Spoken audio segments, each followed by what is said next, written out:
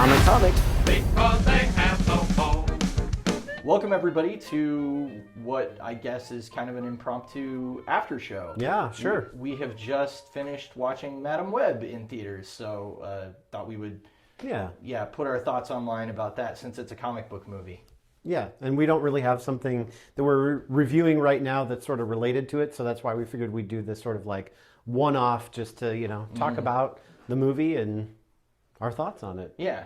So why don't you go first, because you had a strong reaction after the movie was over. It feels like, well, the problem actually is that I didn't have a strong reaction to a lot of it. It was kind of just like even keel superhero movie, like the whole way through, and there wasn't a lot that happened really that was unexpected, or that I was like, oh, what a surprise, or what an exciting moment. I was just like, it's just kind of like treading water for the whole movie. So I was not super engaged with it. I kind of had trouble. I was wanting to see the girls like actually suit up more and like be, I was hoping we were going to get to that moment, but unfortunately it was all like, oh, this is for the future so that they can use them in future movies, I guess. I don't know. But I had trouble buying Dakota Johnson in the role too. I don't know if it's just that I'm so married to like old 65-year-old like Spider-Man.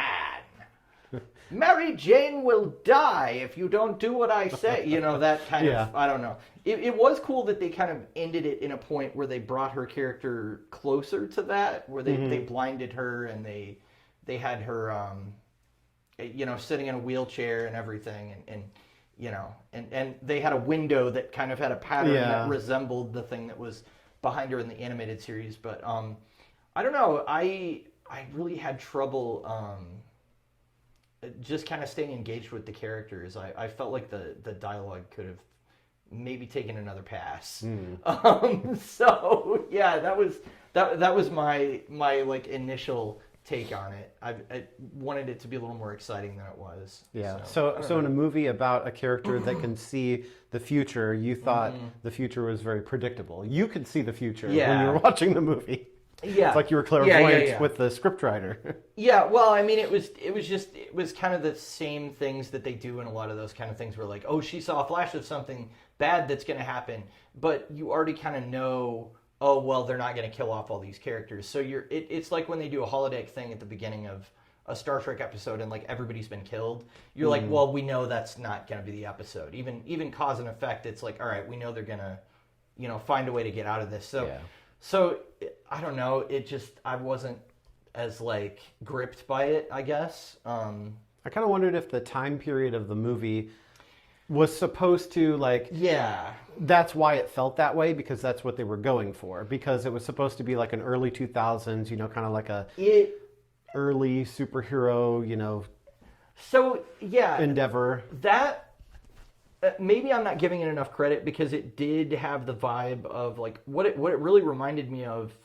The tone of it was like Elektra, the Elektra movie, has kind of a similar tone. I don't know. I might like that a little bit better. I'm not sure, but I think that's just because Jennifer Garner is like a really like charismatic actress, so she. Well, and she had been in that role before, so it was easier for her to kind of walk back into. You're kind of already invested a little bit, but. I was having trouble finding like a character that I really was like, oh yeah, I want to see them do cool stuff and do the thing. And I don't know much about Madam Web, so maybe they got it like super accurate. I don't know. Her separating herself into different bodies was kind of an interesting thing.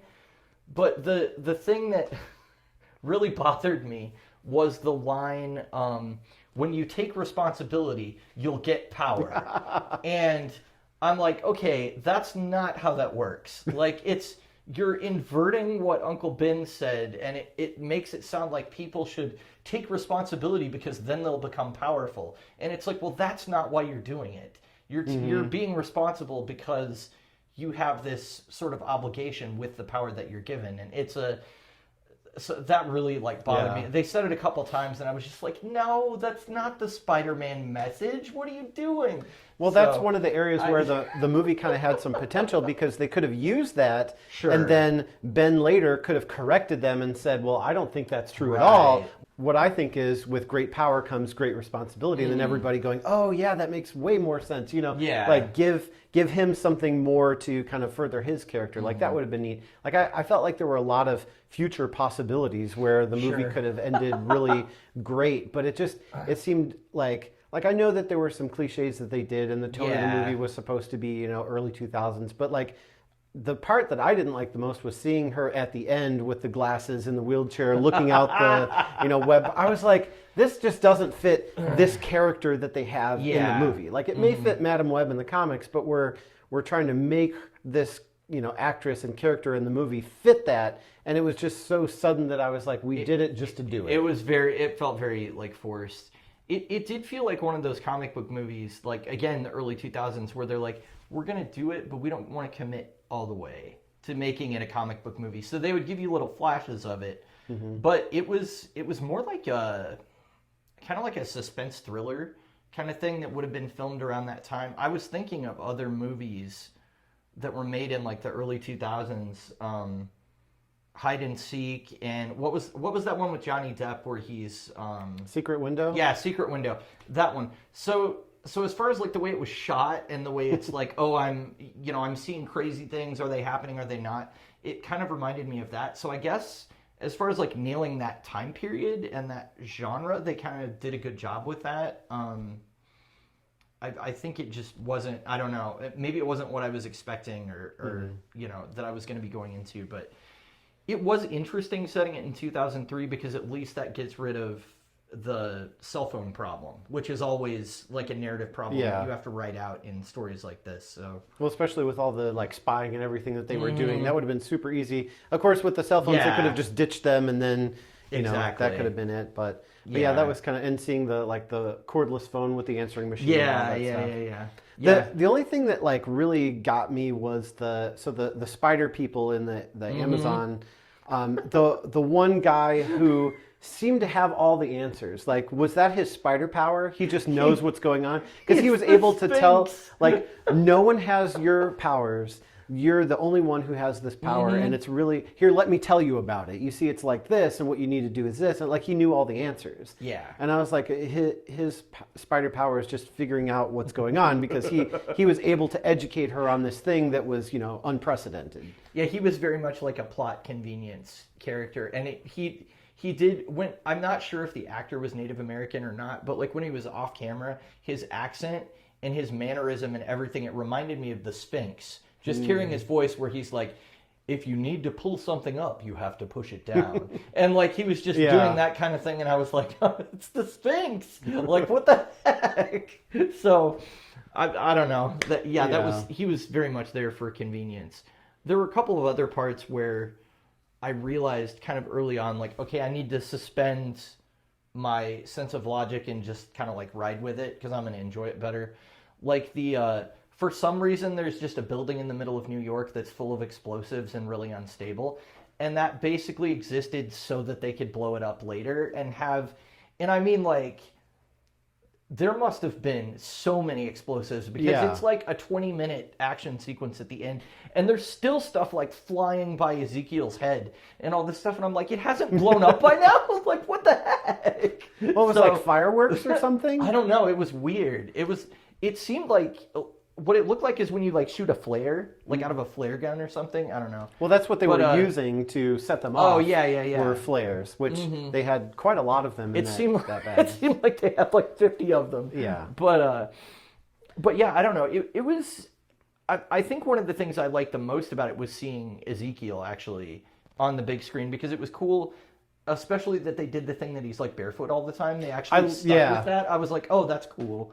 like, because that's something that kind of stands out visually about his character. So, but at the same time, like I was kind of disappointed that they used him because his motivation was so like one dimensional. Of like, okay, I saw this vision, I have to kill them, and it's like we've solidified the villain's motivation, and then we're just done with it. Now we're just going to have all these shots where he's like coming after him, and I mean it was really cool to see him get thwarted. Where it's like he has these superpowers, he has these spider powers, he has super strength, he can do all of this stuff. He gets hit by a taxi, he gets hit by a flying ambulance. Like, he must have been so frustrated. Like, I just wanted to see a scene of him like taking off his mask and just being like, "Stupid girls and stupid kids, what is going on here?" Yeah, I don't know. It's one of those. I wonder if I were to watch it again, if I would maybe enjoy it a little bit more now, kind of adjusting my expectations to what it is instead of what I expected it to be. I think I was expecting more of like a superhero movie, and I felt like it was more of like a suspense thriller where like they're running from this guy that's trying to kill them, and he has superpowers, but the superpowered element was kind of like it was very like little as far as most of the screen time in the movie. I don't know, what did you feel about like them having Mary Parker in the movie and her giving birth to Peter throughout the course of it? It was kind of weird because it's like, well, what are the? I guess her husband was off doing the science thing and all of that, and she was just stuck there alone. But I don't know. It was kind of like, and we had that in there just to have it in there because nothing happened with it. Is this something they're going to pick up later? And that was really what I think my biggest criticism of the movie was. Is like we had all these threads and plot points that we were doing, but we didn't really get there until the end. And then when we did, it was over. Like I really like in Captain Marvel how we go from her, not knowing anything that's going on, finding out about her past, coming into her own as a character, and then she just explodes with superpowers. I mean, like literally explodes. Whereas in Madam Web, it's like she finally starts to get her powers, and then that's the end of it. Like, pretty much. I needed just another like maybe 20 minutes or so to really like have her like really shine, and then have the girls like, how do they even get their powers? We have no idea. I don't actually know in the comic books how they get their powers, because they picked I don't remember, is the one girl Aranya? Is that her spider name? Her spider hero name? Spider person name, whatever. Spider person. And then there's Maddie Franklin. There was Maddie Franklin, and then there's Julia, who I thought was Julia Carpenter, but they called her Cornwall for some reason. I don't know. Tell us in the comments if there's a precedent for that. Or we can just wiki it later, But that was an odd change to me. I was like, but her outfit is the Julia Carpenter Spider-Woman outfit. So this was like the black and white. Yeah. The little glimpses that they gave us of them like in their outfits were like awesome. I wish that, I don't know. I mean, maybe let's save that for a later movie. But I wish we could have got like a lot more of that, because that was exciting, especially knowing that they have different power sets. Like Maddie has the claw things that come from the back, and Julia is like shooting some kind of energy beam out and all that. Like it would have been neat to, I don't know, I guess see more of that. That's what I was saying. Is like give us another 20 minutes where they actually like either it's a flash forward to give us a preview, or actually like let's get there of like okay, let's answer the question of, well, how do they even get their powers, and why are they they're not trying to kill Ezekiel, they're trying to stop him, but why? Like, how did they even get there? And what took them so long? Because I mean, he was like gray-headed and everything, so it's like what. And he's been trying to kill them since before they knew who he was. So you would think they would come after him immediately. Well, or did he? Because he was seeing a premonition, but in the premonition, he didn't know that they were coming. Otherwise, he would have been prepared for them. It's like, and we're prepared for anything here. Exactly. I had something I was going to say about that, and I've lost it. Oh, so as far as the future premonitions things, this shouldn't bother me, but I hate it when you're watching a movie and then in order to, like, I don't know, make it clear to the audience what you're doing or whatever, you have the character watching an old movie that is like a similar plot point. So she's literally watching the part of A Christmas Carol where he's talking to the ghost of Christmas future, and I'm like, we get it. She can see the future. Okay, we can move on. And then they like kept doing it, and I'm like, and she even had like a line about it, and I'm just like, all right, let's well, because she's it's like so on the nose. You can't change the future, is what she Right. was saying. And then right after that, she could. Yeah. And it was like a very like scripted, like that prompted this, and then she found out that actually wasn't true, like immediately after. It was just so, if I guess when I can feel the hand of the writer on the story, and I'm not, that means that I'm not like engaged in it as much, and so that was just one of those moments where I was like, this feels like it was written on a page. I kind of felt like, and that's why it happened this way. I almost felt nostalgic about it. Oh, really? Interesting. Like it kind of, I don't know, it just seemed like something that you would see on TV, and in movies, and it just kind of like seemed like, yeah, sure, it's a little cliche, but it was kind of funny too, because she's like, it was so on the nose. Like it wasn't like, hey, this is to help you out in case you're lost in the movie. It was literally like in your face of, yes, we know what this movie is about. And she interacted with it, and then it came back on. Like she turned the TV off, and then it was like still playing, and I thought it was like there was a lot of like comedic elements in there where you would judge it now if it was actually made in the 2000s and say, well, these are the things wrong with it. But I think a lot of these things might have been on purpose because that's what they were going for. And so the stuff we're judging it on now, being critical, it's like, well, they were intentionally being on the nose. They were intentionally being scripted because they wanted to convey that. If that's what they were going for, then they did succeed, because it definitely felt like a very, very like early phase, not Marvel phase 1, but like before that, superhero movie. And so that, I mean, if anything makes me feel nostalgic, it's just kind of the tone of the movie all throughout, as far as how it was shot and done and everything. It was a lot more talking than there was action and things like that. And you would think that I would be all about that, because I normally complain if there's, I don't know, an action sequence is fine, but I need to care about the characters when they go into it. So you need to establish why I should care before everything is exploding. I think they did that. I don't know. Where you cared about the girls and you didn't want Ezekiel to get them, and even if the motivation was very, there wasn't much of it. Right. It was still something that you're like, oh, I don't want him to get them, and then seeing him get thwarted over and over, like I thought that like kept the action going forward instead of like, oh, here he comes again. Oh, I bet they're going to get away. It's like, what crazy bonkers thing is she going to do next to? Because like when she was racing in the taxi cab, I was like, you're actually taking more time than if you took the shortcut in the woods. So you're too late. I was like, you're too late. And then all of a sudden, crash. Like there she was. Yeah, I didn't expect that. I didn't expect her to come through the side of the diner and hit him. But I mean, what can she do? Because she doesn't have like the super strength or anything. So she has to use stuff in her environment to stop him. So. But that's where it breaks up the cliche and the scripted stuff, where it's like we make you think that this movie is predictable in a certain way, and then we back things up a little bit, and then we see it again, and now we just did something like you weren't prepared for. So that was kind of what I enjoyed about it, is that they did have those moments like before the wise spider figure was explaining everything that he just happened to know. There was a scene with her mother who with a flashback, who's like, oh, your child's going to have this terminal illness, and the doctor's just like, there's no cure, there's nothing you can do, would you like a tissue? And her mom's like, is that the best you have to offer me, is a tissue? Like, I get that there's nothing scientifically you can do, but at the same time, it was just like, it was just kind of like, well, this is cold. This is the hand that you're dealt, and there's nothing you can do about it. Yeah. And so it was like a parallel of her mother saying, well, no, there is something I can do about it, and I'm going to pursue this.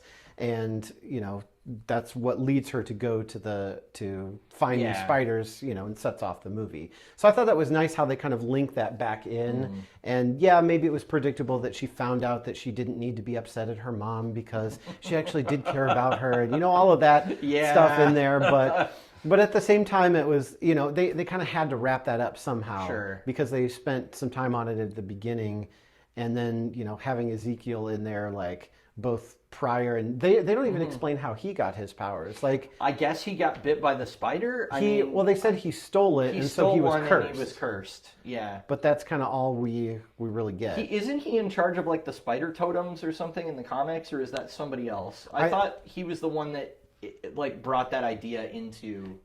Well, that was J. Michael Straczynski. Well, but... I know, but yeah. So he let's see. I'm trying to remember because it's been quite a while. But he knew about them, and so he was explaining them to Peter, like, you were chosen by this, like greater entities, deities, that kind of thing. And he was actually protecting Cindy Moon from what were they called? The harvesters, the something. And which they wanted to steal that energy. So these spider totems give these spider people the spider powers, and it's a certain type of energy that they give them to be able to have these powers. And so that's what what was it? Dementors, harvesters. Now, come on, it's like it's in there somewhere. But they collectors, harbingers. No, it's not Mass Effect. It's. But yeah, so I need to turn off the screensaver. That's fine. But yeah, so he was trying to prepare them for them coming to steal the energy of the spider people, and that's where we get the Spider-Verse thing and the Loom and the Web of Destiny and all that good stuff, because they were. So he was on the side of like, I wouldn't say, probably more like anti-hero. Yeah. Where he was willing to do things that, heroes typically wouldn't be, but he wasn't a villain. He was trying to save everybody, and he ends up getting killed by one of them. So. Oh, okay. Very different character than we got in the movie. Yeah, he was pretty much just like an arch villain in the movie. I mean, his only motivation was, those girls are going to kill me, and I must give them to. Like, okay. And that's why I hate when they pick a big name comic character. Yeah. And they like, you could have given him a different name, let him be a different character, and let's see Ezekiel later. But now you have set in the cinematic universe, this is Ezekiel, this is his fate, and then we're done with him. Yeah. But at the same time, because they killed him. I mean, maybe he's not really dead. Yeah. But at the same time, it's like if you took stuff from the comics and you dumped it exactly word for word into a movie, then anybody who's read the comics is going to be like, well, of course the movie is predictable because I read this, back in the 2000s, so big deal. So they have to do it different. I get it, but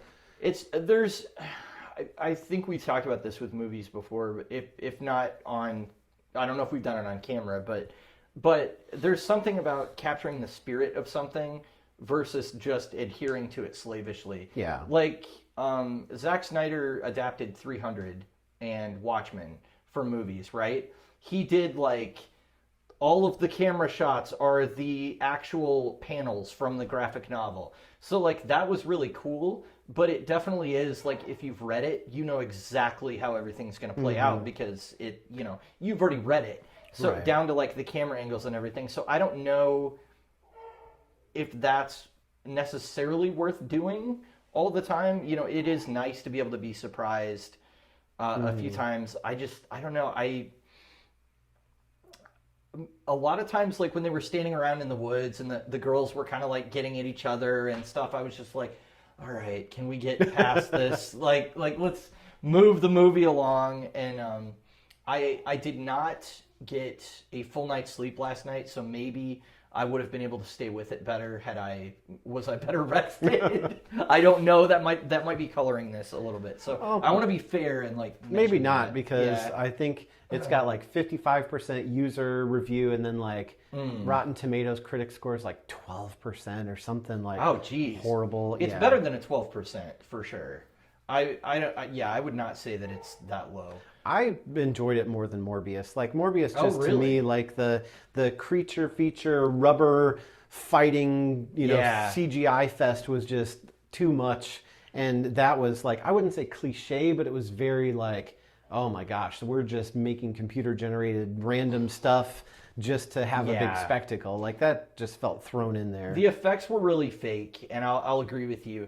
But what carried me through that movie more than this one was Jared Leto and Matt Smith's performances.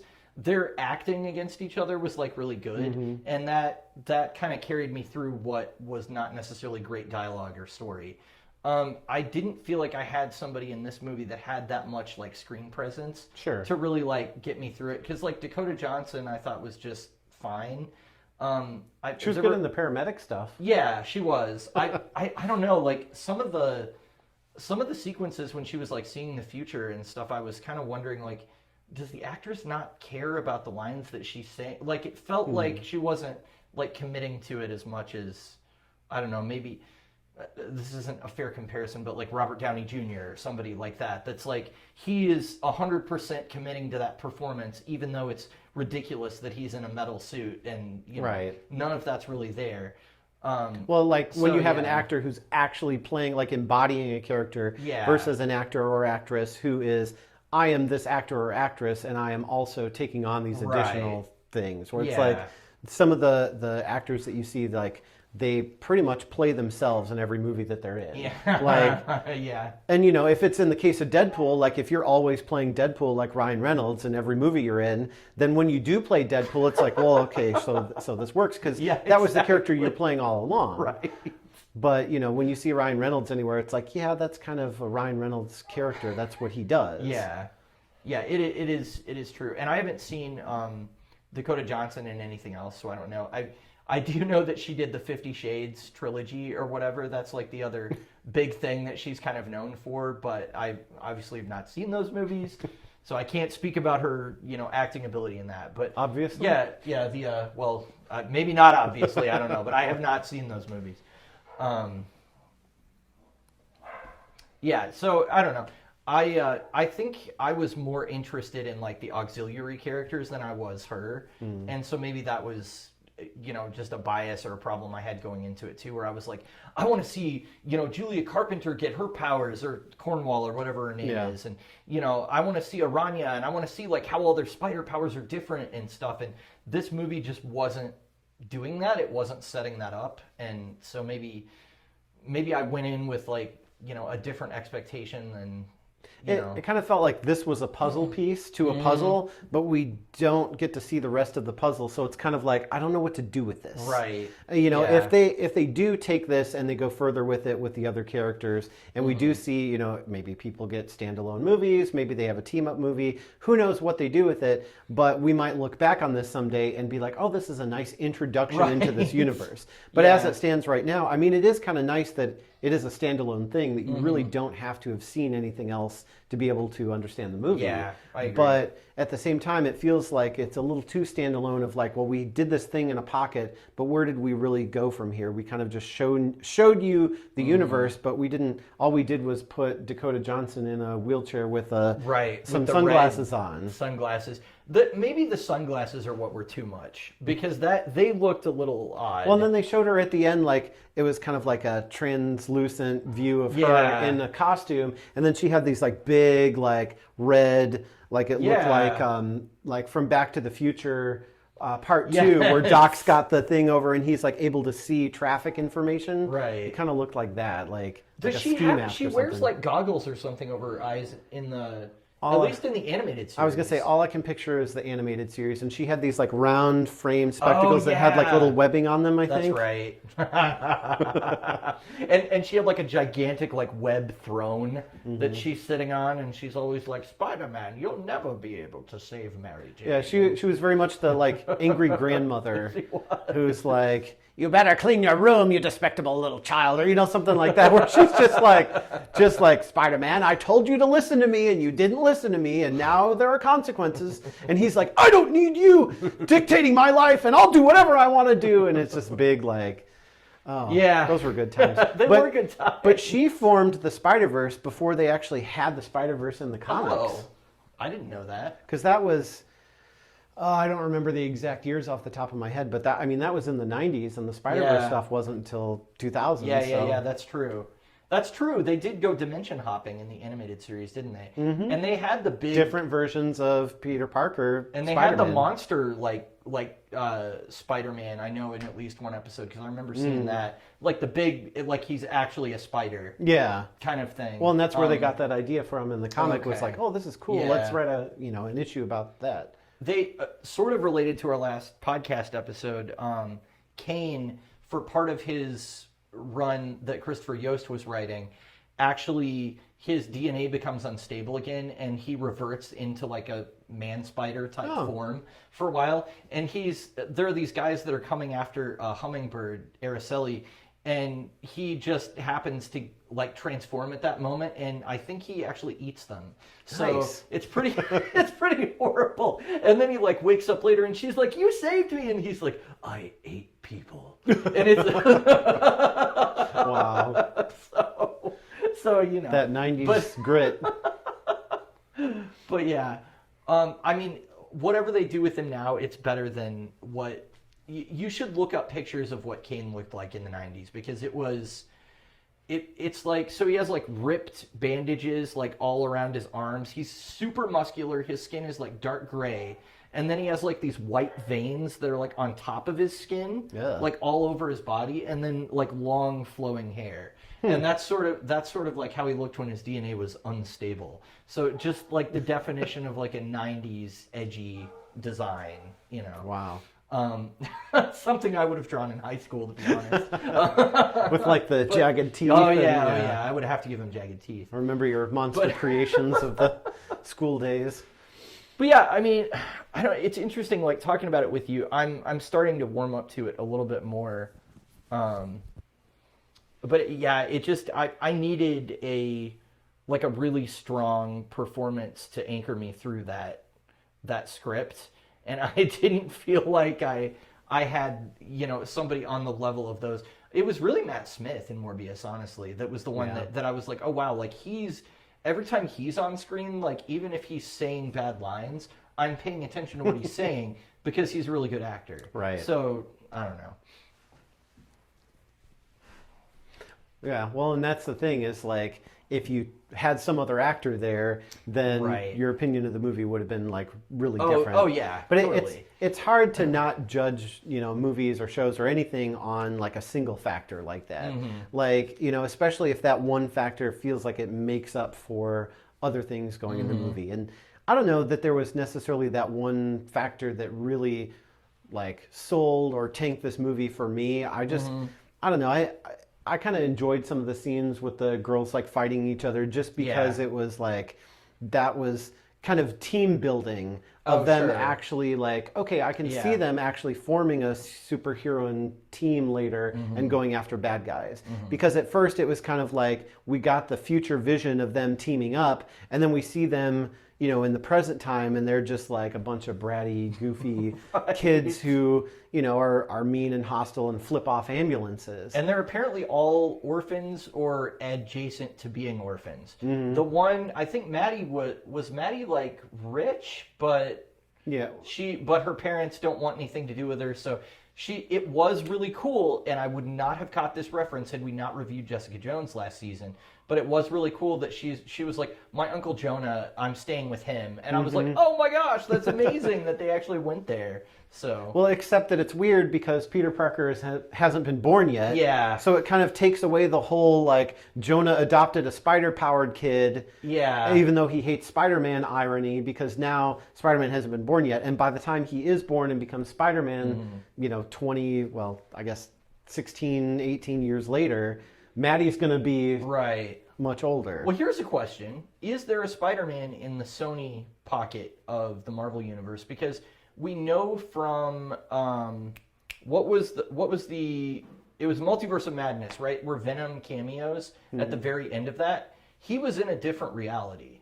Like, the symbiote, like, brought him to the MCU reality, and he spent all of his time in a minibar laughing at them while they talked about superheroes. Yeah. And then he got, like, sucked back out. So the Sony universe is kind of separate, isn't it? I think so, yeah. Yeah. I mean, they can interact with each other, obviously, because they can and they have. I think Venom was the most they've done with that, which wasn't really a whole lot, but well, I guess the question is the Peter Parker Spider-Man that we see who's interacted with the MCU, right? He's different than any kind of Peter Parker that would be in Venom's actual universe. That's what I'm thinking. So so there's yet a fourth Peter Parker out there, probably. But at the same time, like, maybe that was just a snapshot of what they are going to do with Venom, which is to find a reason for him to come to the MCU. Right. Because that seems to be what they're doing all around. We're bringing the X-Men, Deadpool, Wolverine. Like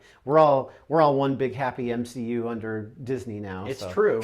even though they're Sony movies, they're still somehow, Disney is up here watching over. Because I think, and I don't understand how the companies coexist exactly, but I think what ultimately happened was Sony was like, we're not going to let go of the rights because we like printing money.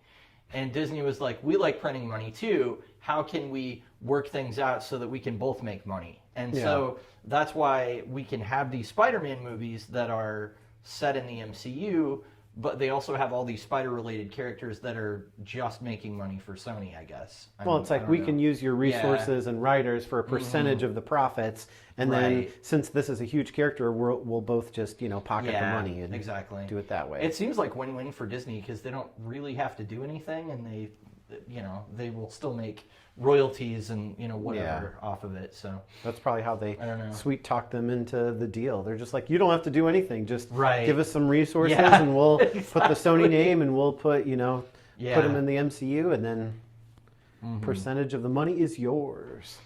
I am really waiting for like that Sony verse movie that's really just gonna like knock my socks off though. I still feel like we haven't quite got there, and I think the best one was probably the first Venom.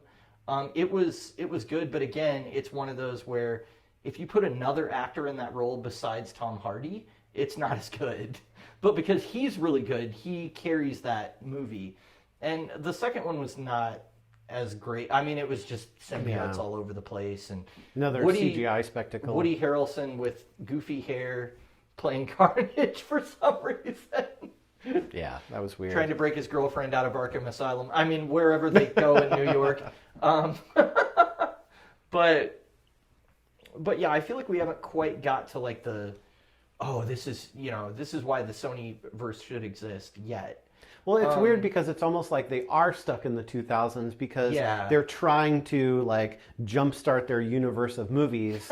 Like everybody's just trying to do what Marvel did, where it's like, we'll introduce this character and introduce that character, and then we'll bring them together for a big spectacle in the Avengers because and so let's introduce this DC character and this DC character, and then let's bring them together for a Justice League movie. Oh wait, that didn't work out very well. Well, what did we do wrong? That's what Marvel did, right? It's like just do your thing. Like you have these characters, let's make our own thing and not try to replicate somebody else's success because it's not working. Right. And it's definitely not working with the Sony verse. Yeah, I don't know. I'm gonna watch Kraven, obviously, mainly just because I don't know. Are you really not optimistic about that? I'm very scared about that. After what they did to Morbin Time, I don't know. I'm not really craving the Kraven right now, I'm craving to stay away from it. So Kraven also I've read about him recently because I was reading Scarlet Spider. He showed up and he has a daughter, apparently, I guess, and she also is like just as murderous and horrible. They actually show up and they like murder Kane's girlfriend in front of him, and like it was like so bloody and violent. Like I was really surprised by how far they went for it, and he's like, you're a killer like me, you're gonna be like me, and he was trying to get Kane to like cross the line again, basically, and he's like, you're just like me, Peter isn't anything like me, but you're a worthy hunt because you'll actually take those steps that he wouldn't. And so it was kind of like, I don't know, Peter had defeated him or something, and he had died, but then somehow Palpatine returned. And he always does. I think his daughter resurrected him. It was something about that, like his daughter resurrected him using the Lazarus Pit. I can't remember what the Marvel equivalent is, but I don't know. There's somehow she brought him back to life. So yeah. Anyway, but that story ended, I think, with Kane having to kill Kraven again. So I don't know. It was kind of like a cyclical thing, But when I saw that, I haven't really thought about him that much as a villain until I read that story, and I was like, oh, he's actually like a pretty imposing presence, and he's kind of something different, where at least, yes, he's wearing a lion skin, but he's not just another animal guy coming after Spider-Man, because we have enough of those. So. I fought a guy in a giant rhino costume. I'm lame. I mean, it could be worse. You could be Daredevil and you have Leapfrog, which we have actually seen in the MCU because of She-Hulk now, which is insane to me. Yeah. So. All right, well, this has been a fun little bonus episode. Hopefully you enjoyed our episode, but whether or not you enjoyed Madam Web, make sure you let us know and tweet at us or X at us, I guess. And X gonna get X, gonna give it to you. And we'll get you later. All right, catch you later. We like Comics. because they have